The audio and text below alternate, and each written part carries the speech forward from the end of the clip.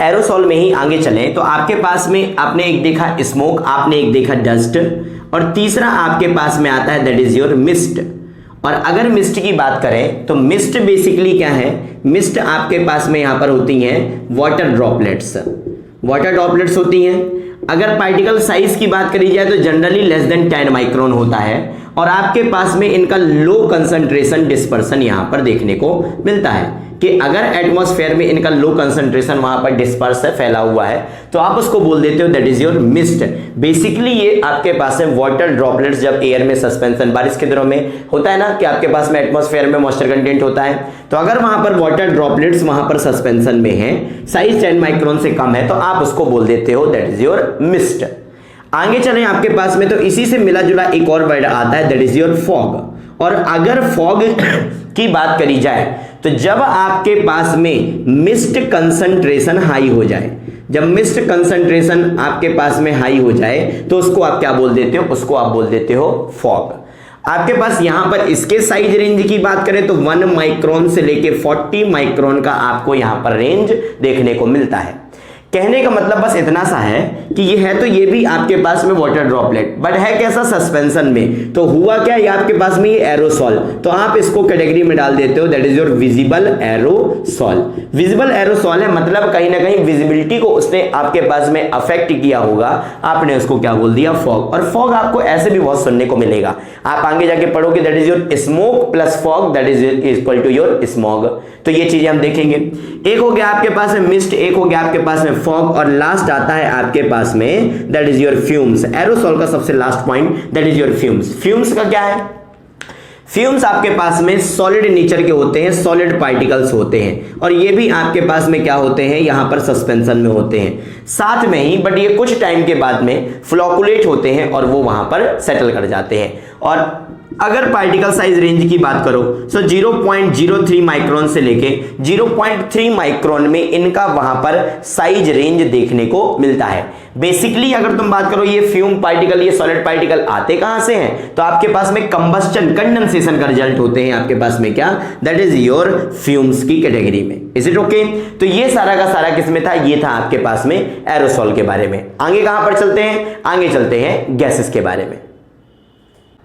Next हमारे पास में बात करते हैं किसकी, गैसेस की। और गैसेस की बात करें तो गैसेस में हम सबसे पहला कंसीडर करते हैं क्या, that is your sulphur dioxide के बारे में देख लेते हैं। एक एक करके सारी गैसेस को उठाएंगे, सल्फर डाइऑक्साइड उठाएंगे, कार्बन मोनोऑक्साइड उठाएंगे, कार्बन डाइऑक्साइड उठाएंगे।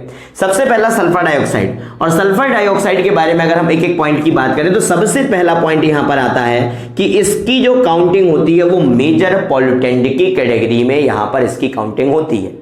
Is it okay? गैसेस की बात करेंगे हम, यहां पर उसकी वजह देखेंगे कि एयर पॉल्यूशन में कंट्रीब्यूट कैसे करता है, और दूसरा हम इसके यहां पर इफेक्ट की भी बात करते चलेंगे। ठीक है, अगर बात करें यहां पर सल्फर डाइऑक्साइड की तो मेजर पॉल्यूटेंट की कैटेगरी में आता है। और अगर तुम सोर्स की बात करो तो इसका मेन सोर्स होता है आपके पास में that is your burning of fuels, और स्पेशली फ्यूल में कौन सा, आपके पास में कोल। और इन कोल में आपके पास अगर बात करें तो दो टाइप के आपके पास में कोल हैं। एक आपके पास में आता है यहां पर दैट इज योर एंथ्रेसाइट, और दूसरा आता है आपके पास में दैट इज योर बिटुमिनस, यहां पर आपके पास में कोल। तो एंथ्रेसाइट में अगर बात करें तो ये 1% देखने को मिलता है, आपके पास बिटुमिनस में बात करोगे तो यहां पर ये 4% यहां पर देखने को मिलता है। अब बोलो कि आपके पास में SO2 बर्निंग ऑफ फ्यूल तो बता दिए, इंडस्ट्री को यहां पर स्पेसिफाई करो तो केमिकल इंडस्ट्री हो गया, रिफाइनरी वगैरह हो गया, वहां से आपको SO2 यहां पर देखने को मिलेगा। Is it okay? SO2 की आगे आप बात करो, सो SO2 आपके पास में अगर इफेक्ट की बात करो तो इफेक्ट की अगर बात करें तो ये SO2 की वजह से, SO2 आपके पास में यहां पर एक इरिटेंट गैस इसको बोला जाता है, क्या बोला जाता है, that is your irritant gas, आपको ये इरिटेट कर रही होगी। इसके अलावा आपके पास में अगर SO2 का कंसंट्रेशन आप जो सांस ले रहे हैं, अगर इसमें SO2 का कंसंट्रेशन बढ़ेगा तो बॉडी में वहां पर ऑक्सीजन की डेफिशिएंसी होती जाती है। ये ब्रीथ रेट, ये आपके सांस लेने की स्पीड को यहां पर SO2 क्या कर देता है, बढ़ा देता है। O2 का डेफिशिएंसी यहां पर हो जाता है। और अगर इसके इफेक्ट की बात करी जाए तो SO2 के अलावा एक SO3 भी, सल्फर ट्राइऑक्साइड भी एक कंपाउंड होता है, और ये SO3 क्या करता है, इस SO3 की वजह से ये यहां पर जाता है, बॉडी में जो भी लिक्विड है उनमें वहां पर जाके डिसॉल्व होता है और कहीं ना कहीं आपके पास में ये आगे जाके बना लेता है H2SO4, जो कि आपके बॉडी के लिए बहुत ही ज्यादा हार्मफुल होता है।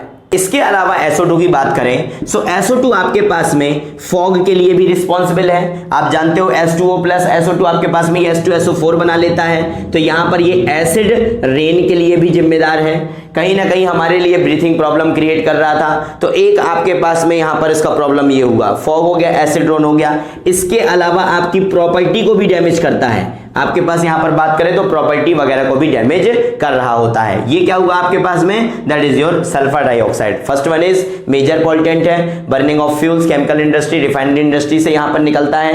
एंथ्रेसाइड बर्न करोगे 1% sulphur compound, bituminous coal burn करोगे 4%, इरिटेंट गैस है, SO3 की वजह से H2SO4 बन जाता है बॉडी में, O2 की कमी हो जाएगी क्योंकि ब्रीथिंग स्पीड को बढ़ा देता है। फॉग, एसिड रेन और प्रॉपर्टी को डैमेज करने के लिए भी जिम्मेदार है। गैसेस में सेकेंड पॉइंट की बात करें तो आपके पास में यहां पर आता है एक हाइड्रोजन सल्फाइड एंड इसके साथ में हम पढ़ते हैं यहां पर दैट इज योर मरकैप्टेंस। ठीक है, हाइड्रोजन सल्फाइड और मरकैप्टेंस की यहां पर अगर बात करें सो ये आपके पास में इसके बारे में सबसे पहला पॉइंट है कि ये फाउल स्मेलिंग गैस यहां पर के टाइप से यहां पर होती है। ठीक है, अगर तुम इसके डेवलपमेंट की बात करोगे कि ये डेवलप कहां से होता है, इसका सोर्स क्या है, तो आपके पास में जो नॉर्मल आपके पास में डिके होता है आपके पास लैंड में, इसके अलावा आपके पास में मार्सी एरिया हो गया, आपके पास में यहाँ पर ओशियन हो गया, तो ये आपके पास में यहाँ पर इसके लिए सोर्स का काम यहाँ पर करते हैं। अगर बात करो तो आपके पास ये आपको वोल्केनिक इरप्शन से भी यहाँ पर आपके पास में मिल जाएगा। किसमें, वोल्केनिक इरप्शन में। वोल्केनिक इरप्शन हो गया, नेचुरल स्प्रिंग वगैरह होता है वो भी यहां पर इसके सोर्स का काम कर रहे होते हैं। तो इसके डिफेक्ट क्या है अपने पास में कि फाउल स्मेलिंग गैस है, और कहीं ना कहीं इसके स्ट्रॉन्ग ऑर्डर होने की वजह से इसका एक बेनिफिट हमको मिल जाता है। हम क्या करते हैं कि जो भी आपके पास में इंडस्ट्री वगैरह से धुआं निकलता है वहां पर जब हमें पहचानना होता है तो हम इसको पर्टिकुलर मिलाते हैं, तो इसका स्ट्रॉन्ग ऑर्डर से हमको इसकी पहचान हो जाती है। इसके अलावा आपके पास में pulp industry, craft pulp industry भी होती है आपके पास, जो इसके लिए यहाँ पर बहुत ज़्यादा जिम्मेदार होती है इस पॉल्यूटेंट के लिए, दोनों के लिए, that is your H2S and ये क्या हुआ आपके पास है mercaptan. Foul smelling gas decay on land, marshy area ocean से मिलेगा, वोल्केनिक इरप्शन से देखने को मिलेगा, स्प्रिंग से देखने को मिलेगा, स्ट्रॉन्ग ऑर्डर होता है, पल्प इंडस्ट्री वगैरह भी इसका एक बहुत बड़ा मेजर सोर्स होता है। Is it okay? ये दूसरा पॉइंट हुआ आपके पास में, that is your H2S and mercaptan. पहला पॉइंट क्या बताया था, SO2। SO2 के बारे में एक और चीज है कि इसका जो मेजरमेंट है वो माइक्रोग्राम पर मीटर क्यूब में करते हैं, और जो एक स्टैंडर्ड लिमिट फिक्स की गई है दैट इज योर 50 माइक्रोग्राम पर मीटर क्यूब। और जो आपके पास में अगर ppm में निकालें तो ये निकल के आता है 0.019 ppm at 20 degree Celsius. Is it okay? अब आगे चलते हैं। नेक्स्ट हमारे पास में अगर बात करें तो H2S एंड मरकैप्टेंस के बाद नेक्स्ट आता है आपके पास में दैट इज CO, आप इसको बोल देते हो that is your carbon monoxide. Carbon monoxide के बारे में अगर देखा जाए तो आपके पास में इसकी प्रॉपर्टी आप देखो, एक तो आपके पास में ये होती है कैसी, कलरलेस। दूसरी प्रॉपर्टी देखो आपके पास में ये होती है कैसी, ऑर्डरलेस। और तीसरी देखो तो आपके पास में होती है हाईली टॉक्सिक। कार्बन मोनोऑक्साइड की बात करें तो एक तो कलरलेस, एक तो ऑर्डरलेस, तीसरा टॉक्सिक। नेक्स्ट अगर आपके पास में यहां पर बात करो कार्बन मोनोऑक्साइड के बारे में, तो कार्बन मोनोऑक्साइड अल्टीमेटली इसके लिए सोर्स क्या है, तो इनकम्प्लीट कंजप्शन जो होता है, इनकम्प्लीट कंबस्टन जो आपके पास में होता है, वुड का हो गया, कोल का हो गया, उन सभी से कार्बन मोनोऑक्साइड वहां पर निकलती है। अगर और आगे इसके बारे में फर्दर बात करी जाए कार्बन मोनोऑक्साइड के बारे में, तो ये टॉक्सिक क्यों बोलते हो, क्योंकि आपके पास में हीमोग्लोबिन को लेके आपके पास में एफिनिटी जो होती है 200 टाइम्स ज्यादा होती है आपके पास में कंपेयर टू ऑक्सीजन।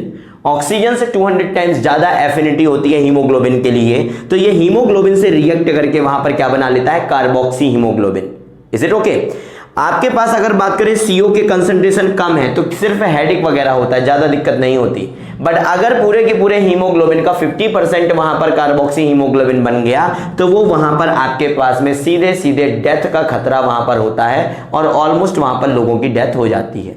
तो कार्बन मोनोऑक्साइड का बॉडी में लेवल नहीं बढ़ना चाहिए, और बॉडी में लेवल नहीं बढ़ना चाहिए मतलब सराउंडिंग में नहीं बढ़ना चाहिए, सराउंडिंग में नहीं बढ़ना चाहिए मतलब सोर्स से जनरेट नहीं होना चाहिए, इसीलिए इनकम्प्लीट कंबस्टन हमको कराना नहीं चाहिए। तो आपके पास में ये थर्ड पॉइंट क्या हुआ, that is your carbon monoxide.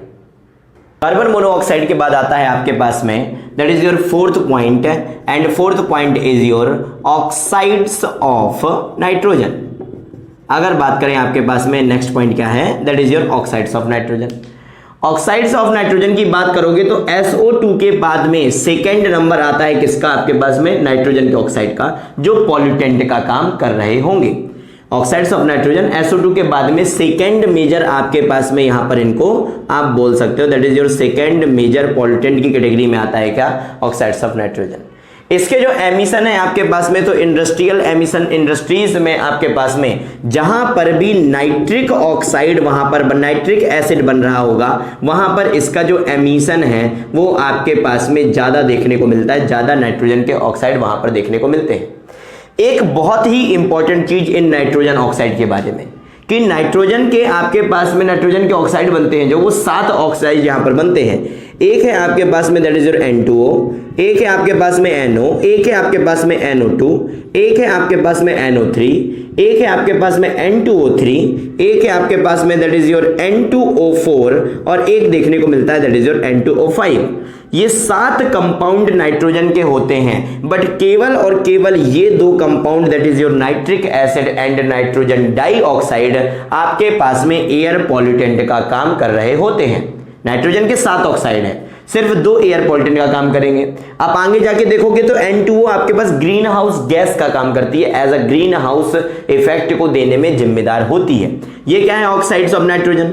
अगर हार्म की बात करोगे कि आपको हार्म कैसे करते हैं, तो आई वगैरह के लिए, आई के लिए आपके पास में नोज के लिए ये यहां पर इरिटेंट गैस का काम करते हैं। इसके अलावा एक और मेजर इंपैक्ट सुनो, अगर इस आंकड़े को देखो तुम, तो नाइट्रोजन का जो आपके पास में कैपेसिटी है वो 3 लाख गुना ज्यादा है compare to O2 mixing with haemoglobin. Carbon monoxide में क्या बोला था, 200 टाइम्स मोर एफिनिटी है कंपेयर टू O2, यहां पर तो 3 लाख टाइम मोर एफिनिटी है कंपेयर टू O2। कहने का मतलब कि आपके पास में नाइट्रोजन का थोड़ा सा भी कंसंट्रेशन वहां पर आगे ज्यादा हुआ और वहां पर आपके पास में डेथ एज अ रिजल्ट आपको देखने को मिल सकती है। So this one was the fourth point, that is your oxides of nitrogen. First one is SO2, second one is H2S and mercaptan, third one is your carbon monoxide, fourth one is your oxide of nitrogen. और आगे चलते हैं gases में, अगर हम आगे चलें तो नेक्स्ट हमारे पास में आता है that is your hydrogen fluoride. और आपके पास में यहां पर हाइड्रोजन फ्लोराइड की बात करें तो इसके मेन सोर्स है आपके पास में, एक तो आपके पास फॉस्फेट इंडस्ट्री की बात कर लो तो आपने यहां पर बोला फॉस्फेट इंडस्ट्री एक है, दूसरा आपके पास में एल्यूमिनियम इंडस्ट्री है, तीसरा आपके पास में ब्रिक वगैरह इंडस्ट्री है, ब्रिक में आपके पास जहां बनाते हो, नेक्स्ट एक पॉटरी वगैरह आता है। तो ये सब चीजें हाइड्रोजन फ्लोराइड के सोर्स का काम करती हैं। अगर बात करें यहां से आपको प्रॉब्लम की, तो आपको इतना प्रॉब्लम नहीं है जितना यहां पर प्रॉब्लम किसको, एनिमल्स और वेजिटेशन को यहां पर होता है। आपके पास में एनिमल्स और वेजिटेशन को ज्यादा प्रॉब्लम देखने को मिलता है as compare to human being. तो ये किसमें था आपके पास में, हाइड्रोजन फ्लोराइड के बारे में। कुछ और है आपके पास में, जैसे कि आता है एक आपके पास में लेड, आपके पास में एक पॉल्यूटेंट आता है आपके पास में लेड। तो लेड के बारे में प्रॉब्लम ये है कि लेड आपके पास में, अच्छा इसके जनरेशन की बात करोगे तो मेनली लेड वेहिकुलर एमिशन से भी निकलता है और ऑटोमोबाइल इंडस्ट्री से सबसे ज्यादा प्रॉब्लम है यहाँ पर। लेड की बात करो तो आपके रेस्पिरेटरी में, तो रेस्पिरेटरी सिस्टम में प्रॉब्लम तो देता ही है, बट मेजर डैमेज देता है किडनी और लिवर को। इंस्टेंटाइन के आसपास जितना का भी एरिया है उसको वहां पर बहुत ज्यादा प्रॉब्लम यहाँ पर देता है। लेड की बात करो तो सोर्स की बात करी, इसके इंपैक्ट की बात करी। अगर बोला जाए कि सल्फर डाइऑक्साइड से कंपेयर करो तो सल्फर डाइऑक्साइड से ज्यादा डीप पेनिट्रेशन होता है रेस्पिरेटरी सिस्टम में किसका, लेड का यहाँ पर। तो ये भी एक इंपॉर्टेंट पॉइंट था आपके पास में, that is your lead. Pollutant को आपने 3 कैटेगरी में तोड़ा था, नेचुरल कंटामिनेंट, आपने एरोसॉल बोला था और एक आपने गैसेस बोला था। अगर हम उसको दूसरे तरीके से डिफाइन करें और एयर पॉल्यूटेंट को वापस से वहां पर कुछ कैटेगरी, एक दूसरे टाइप की कैटेगरी में यहां पर अगर तोड़ने का काम करें तो एयर पॉल्यूटेंट्स को आप यहां पर 2 कैटेगरी में तोड़ते हो। एक बोलते हो आपके पास में that is your primary air pollutant और दूसरा बोलते हो आपके पास में that is your secondary air pollutant.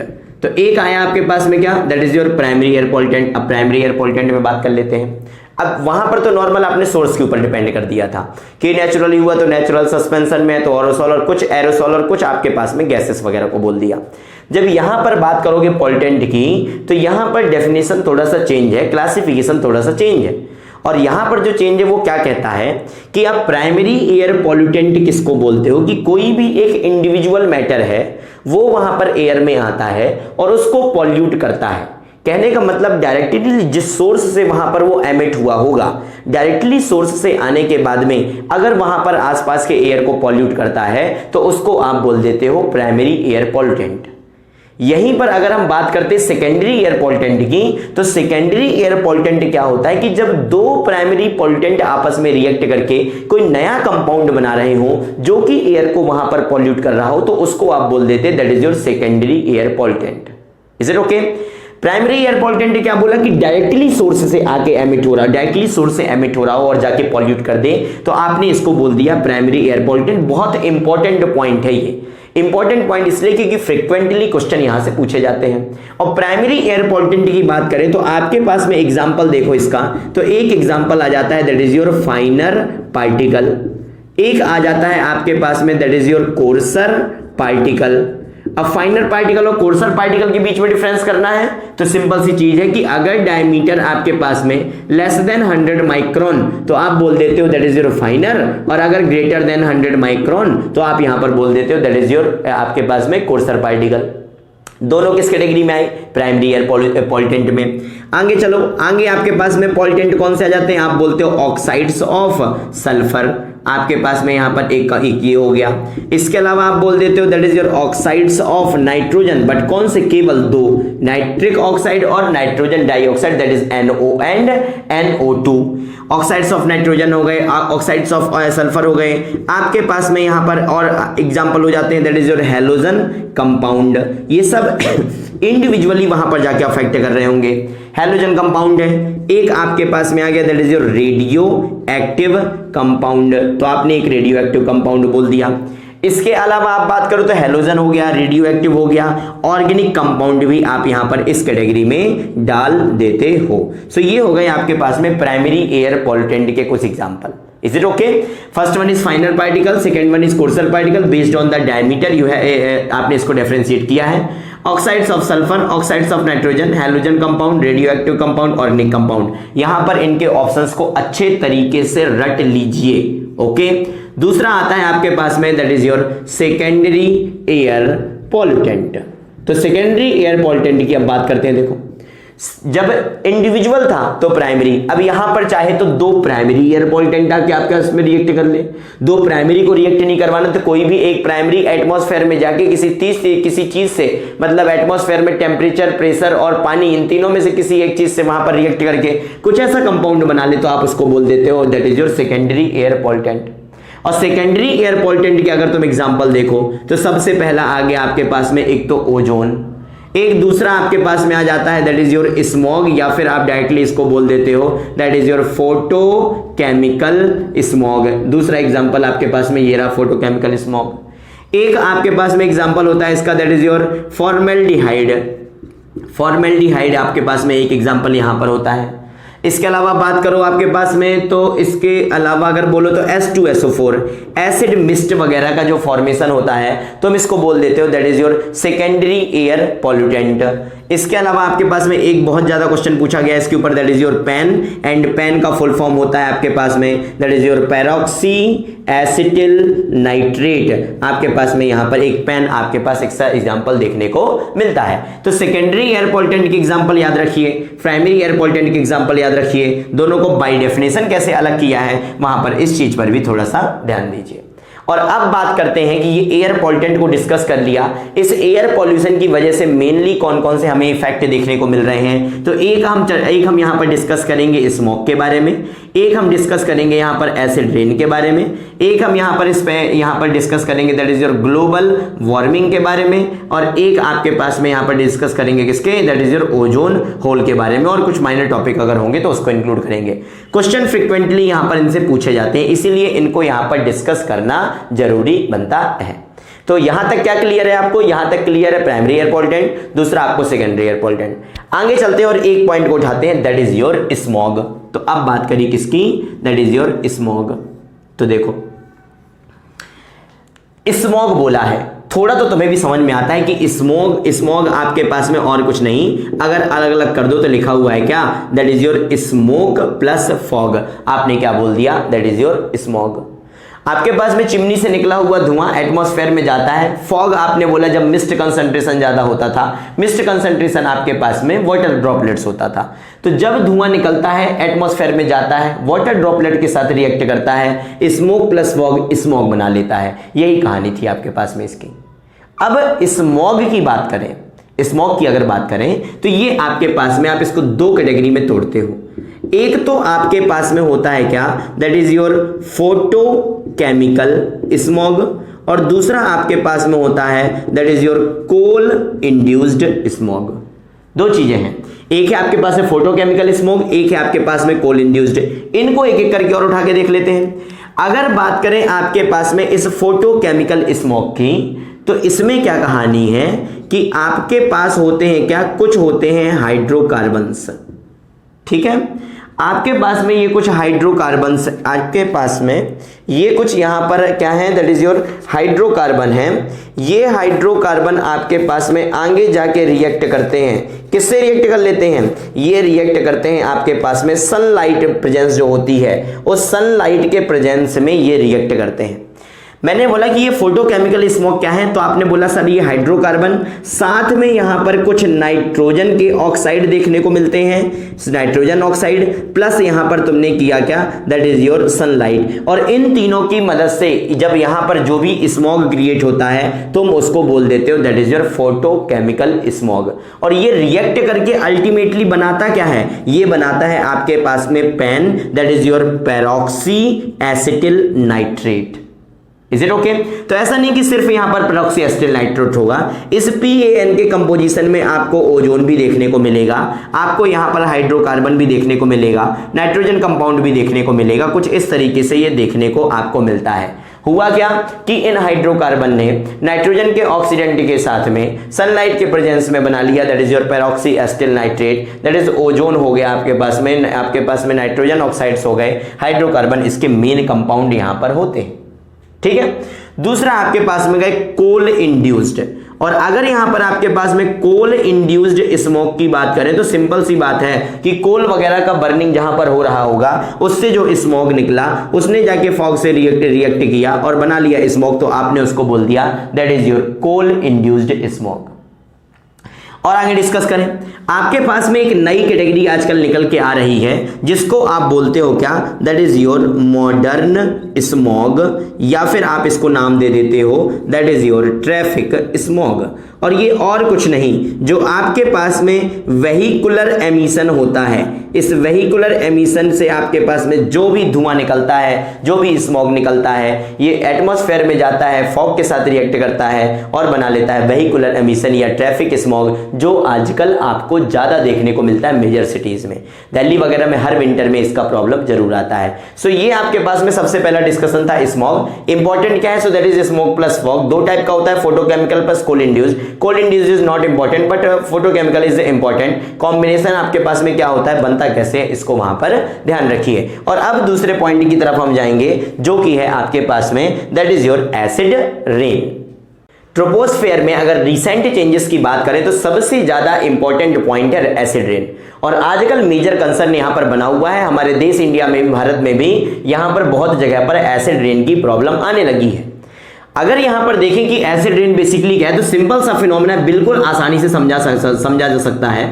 ये आपके पास में है क्लाउड, जो आपके पास से पानी बरसाते हैं, बारिश होती है जिनसे, वो है क्लाउड। जब इस क्लाउड से आपके पास में ड्रॉपलेट्स यहां पर आती है, और ये आपके पास में यहां पर क्या है, ग्राउंड लेवल है, इस ग्राउंड में आने से पहले ये यहां पर इस एटमॉस्फेयर से पास होती हुई आती है। और अगर इस एटमॉस्फेयर में आपके पास में नाइट्रोजन और सल्फर के कंपाउंड SOX NOX यहां पर मौजूद हैं, तो ये H2O वहां पर इस NOX और SOX से रिएक्ट करके आपके पास में बना लेता है HNO3 और साथ में H2SO4। तो ये SOX सल्फर के ऑक्साइड का कंसंट्रेशन, नाइट्रोजन के ऑक्साइड का कंसंट्रेशन जब एटमॉस्फेयर में ज्यादा होने लगा तो क्लाउड से आने वाली ये वाटर की ड्रॉपलेट्स इनसे रिएक्ट करके HNO3 और H2SO4 बनाने लगी, और ये बनता हुआ जब आपके पास में जब जमीन पर नीचे आया तो वो वाटर ड्रॉपलेट ना होके, नॉर्मल प्योर वाटर की ड्रॉपलेट ना होके, वो ड्रॉपलेट होती है तुम्हारे पास में HNO3 और H2SO4 की। तो ये दो वाटर ड्रॉपलेट आपको देखने को मिली। आपने बोल दिया कुछ ऐसा फिनोमेना है। तो बेसिकली अगर क्वेश्चन पूछा जाता है, जो कि बहुत बार पूछा गया है कि आपके पास में एसिड रेन के लिए जिम्मेदार कौन है, तो आप जवाब दीजिए वहां पर SOX और NOX। और अगर SOX और NOX ऑप्शन में नहीं है तो जवाब दीजिए SO2 और NO2। Is it okay? इसके अलावा आपको लिखा मिल सकता है H2SO4, आप इसको एसिड मिस्ट बोल के आए थे थोड़ी देर पहले, और इसके अलावा लिखा मिल सकता है दैट इज योर HNO3। तो ये हुआ। तो ये तो हो गया कि आपके पास में एसिड रेन हो रहा है। बोले कि सर अगर ये यहां पर ऐसे, ये अगर कंसंट्रेशन की आप बात कर रहे हो तो ऐसा तो है नहीं कि ये कंसंट्रेशन बिल्कुल जीरो हो जाएगा, कुछ अमाउंट तो बहुत पहले भी था, बट पहले आपने एसिड रेन नहीं बोला।